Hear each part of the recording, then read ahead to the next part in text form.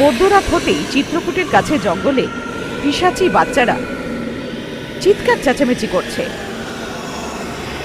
দেখতে মানুষের মতন হলেও ওদের চোখ দাঁত পিশাচের মতো, কান শেয়ালের মতো।